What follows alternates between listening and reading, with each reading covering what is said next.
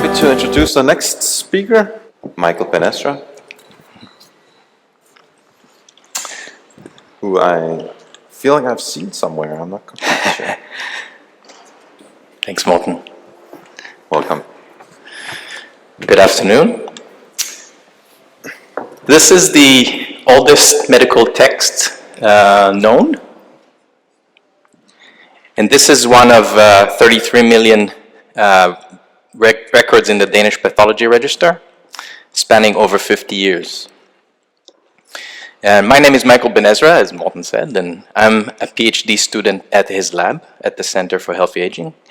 Today I will discuss our investigation of the Danish pathology register. It's text mining, using text mining, natural language processing, and machine learning.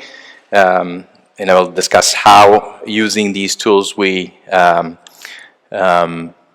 biomarkers and how we use those to drive interventions for aging. So first, the data. This is an example of a record from the pathology register. These records contain rich descriptions of pathoanatomical analysis or investigations of biopsies, etc. This is incidentally a biopsy from my right buttock, which makes it convenient for showing you this data, because otherwise it's very confidential. And so what we do is we use natural language processing to extract features from the text. They're in Danish, and we use multilingual ontology to translate these terms from, or these concepts from Danish to English. We then tabulate these features in a very large feature matrix, so over 33 million samples and upwards of 10,000 of features. So it's an extremely large data set. We also have the age and the mortality of all the individuals in the registry, so we can analyze all this data together. And so this sets the stage for discovering or finding biomarkers in the registry. This PCA demonstrates how age is a very strong driver of the variance in the pathology register. And upside down, it's a good analogy for aging, I think. Things go up before they deteriorate. And here you see how clinical features in the register co-occur. This is a UMAP representation of co-occurrence of terms. So terms that appear close together also tend to occur more frequently in the register. And here you see how they also correlate with age. So features that tend to occur together also tend to correlate with similar age. There are distinct regions of this feature landscape that are enriched. So those terms will be enriched in records that have inflammation or benign tumors. So these types, so morphologies, and also even more distinct regions are enriched in records from particular specific tissue, so lung and liver, for example. And text data is very noisy, so to increase the signal-to-noise ratio, it's favorable to analyze specific tissues. So, for example, lung, I'm showing here. And you'll notice also that there is sort of a linear gradient that we can observe in the age with co-occurrence of the terms across the landscape. And so similarly for mortality is also correlated with the landscape, and you'll notice also that it's correlated with age, or rather correlated with age. What you see here is a Cox regression coefficient that is calculated for each feature in the register.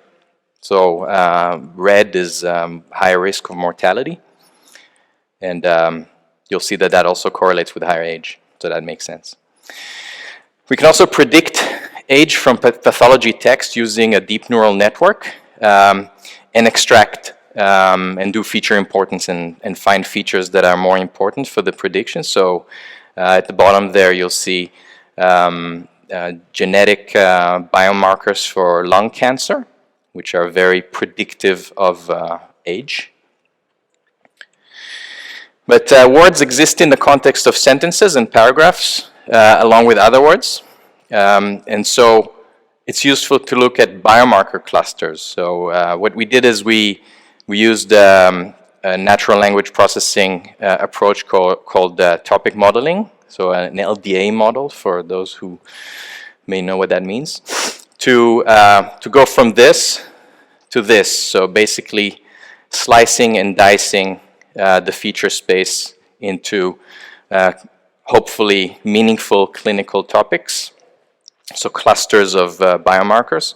You can see that also age and mortality are more correlated with some of those topics. So hopefully that is an indication that they are clinically meaningful. Looking closer at some of these topics, so for example, this topic is quite rich in terms relating to birth and early development, suggesting this could maybe perhaps be a cluster about obstetric gynecologic pulmonary complications. Here we see terms related to mushroom, fungi, and carini. So perhaps this could be, we think this is a cluster that is associated with pneumocytosis pneumonia, and this is incidentally very common in 30 to 40% of the cases are HIV patients. So perhaps this is not to be regarded as an aging-related cluster.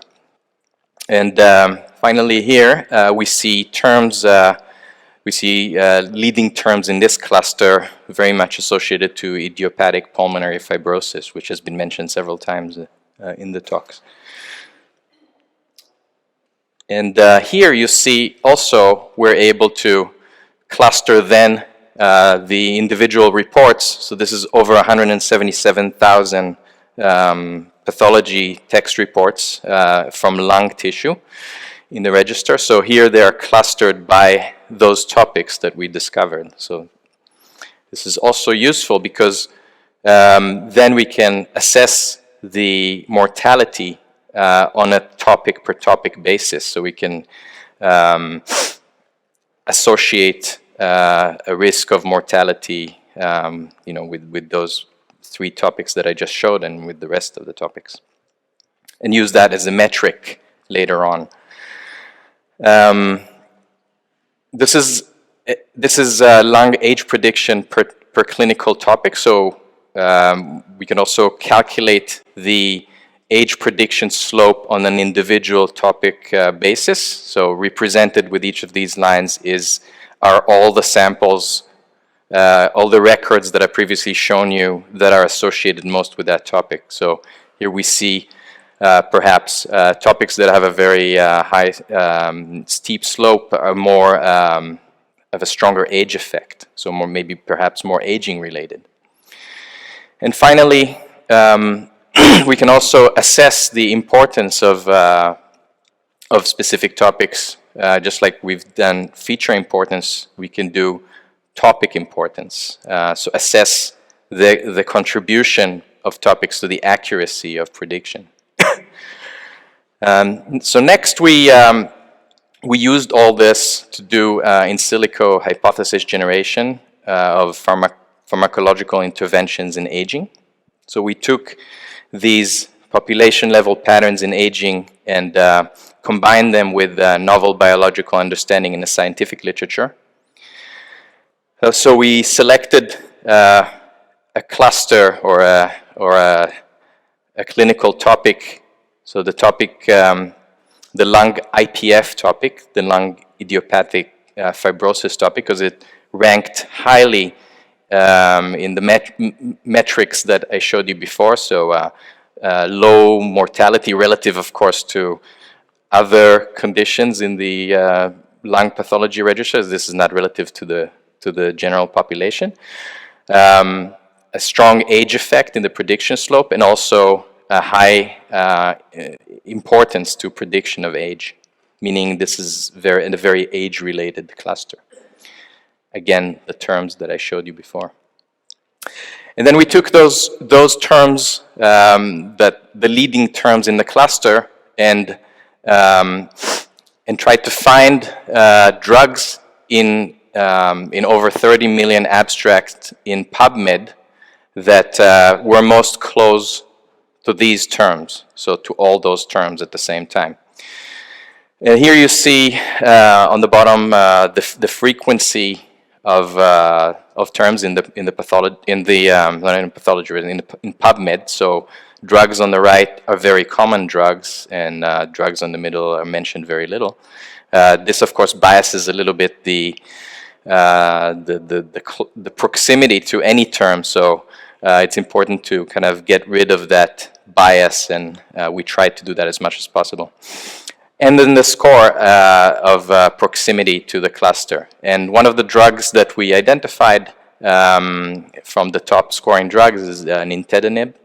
So nintedanib, or OFEV, which is an antifibrotic, anti-angionetic drug. So the mechanism of action is anti-angiogenic.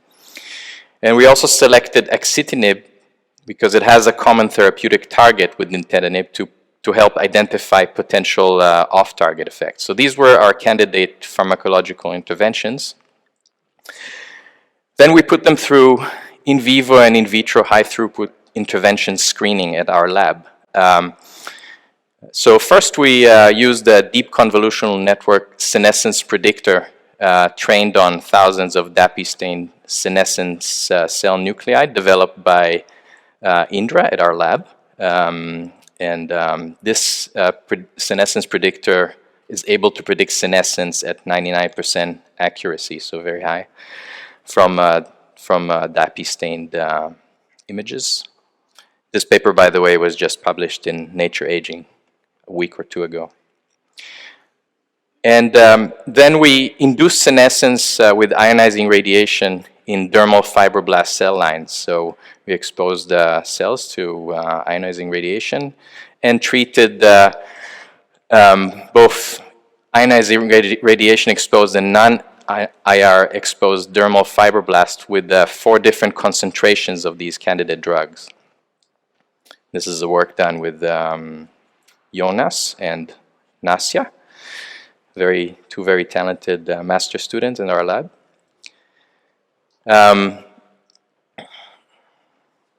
So we did that with 3 different cell lines. It's 3 different dermal fibroblast cell lines. And in the 3rd cell line, we observed probability of senescence. So first of all, probability of senescence is higher in IR-treated dermal fibroblasts, which makes sense. So that's good. That's a good control. And then we observed a significant decrease in probability of senescence with the high dose of 10 micromolar of nintedanib. We used 0.01, 0.1, 1, and 10 concentrations in the IR-exposed cells, which suggest a senolytic or a xenomorphic, potentially a senolytic or xenomorphic effect. We also observed a significant difference in the percentage of senescent cells with the high dose of nintedanib in the IR-exposed dermal fibroblast.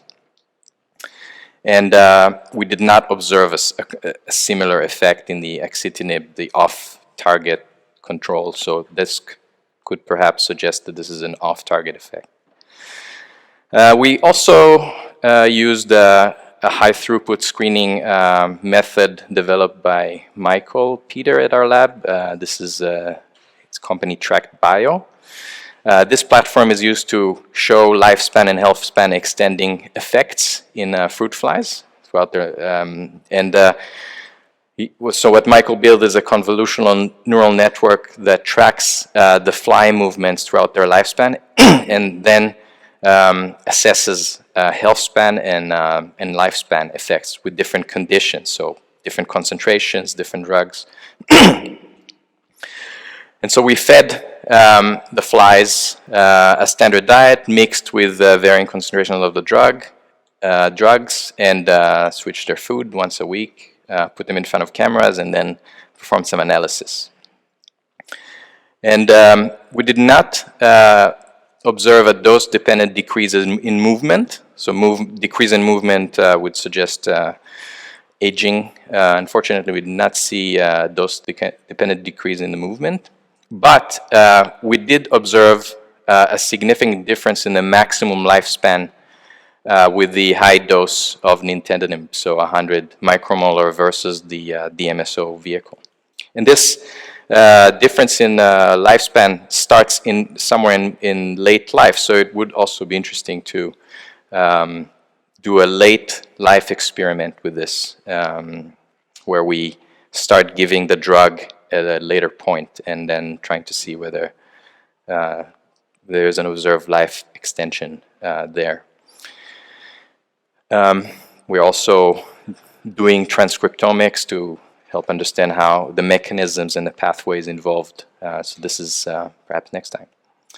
So in sum, in silico, I've shown you that aging and mortality biomarkers can be discovered in pathology text and used to generate hypotheses.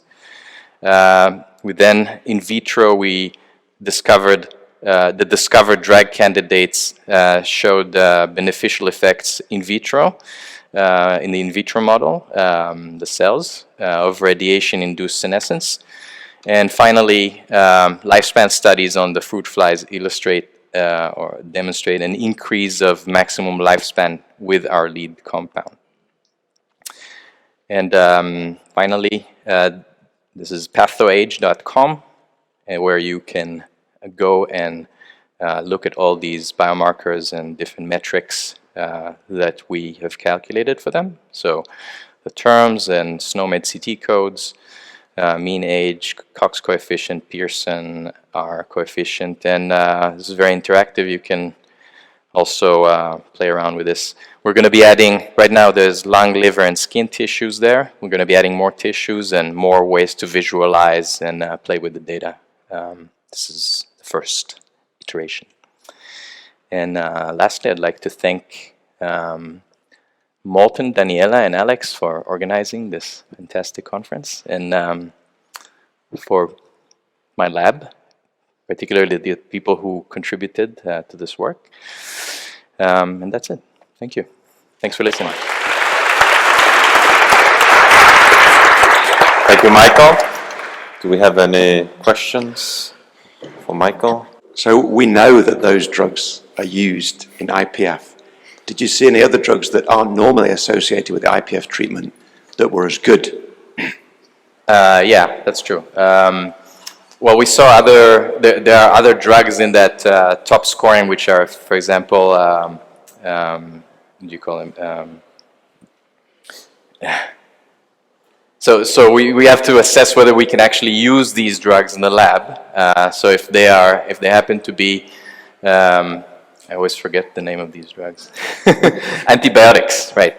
Then, for example, we can't use those drugs, and there are many antibiotics scoring higher than nintedanib in that list. All right.